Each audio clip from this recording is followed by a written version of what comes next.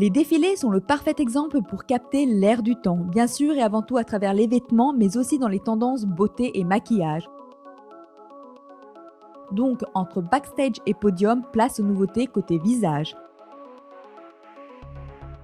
Le premier effet marquant tout d'abord est le retour au naturel. Le maquillage est étudié pour devenir inexistant. C'est une première, les imperfections restent presque visibles et la beauté à l'état pur est désormais célébrée. Tout est basé sur la pureté, la précision. Les sourcils sont très forts avec une petite touche de couleur rose ou vert autour de l'œil, une lèvre douce en rose bronze et une peau très nette. C'est une question d'équilibre entre raffinement, élégance et proportion. Certains créateurs comme Michael Kors aiment composer autour d'une histoire très forte. Je collabore avec Phoebe Philo pour Céline et quelquefois c'est assez primitif. Elle lance quelques idées bizarres et c'est à nous de composer et jouer autour. Cela varie vraiment. Chaque créateur construit son histoire autour de cette pureté, magnifiée l'hiver prochain par un autre type de préciosité, la monoboucle d'oreille, ou le retour des grands anneaux chez Balmain et même les rondeurs tribales chez Acne Studio.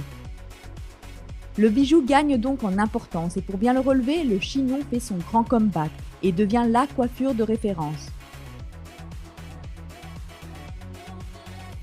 Enfin, s'il y a un élément de maquillage à rajouter, c'est autour de l'œil que ça se passe. Soit avec un trait d'eyeliner, soit pour un effet smoké recherché avec un peu de fard, soulignant un autre type de regard profond et sensuel.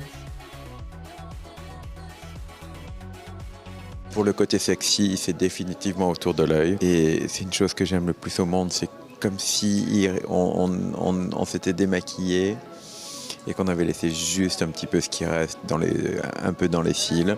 On rajoute un tout petit peu par-dessus un gloss. Et n'oublions pas la couleur autour de l'œil pour apporter un peu de lumière.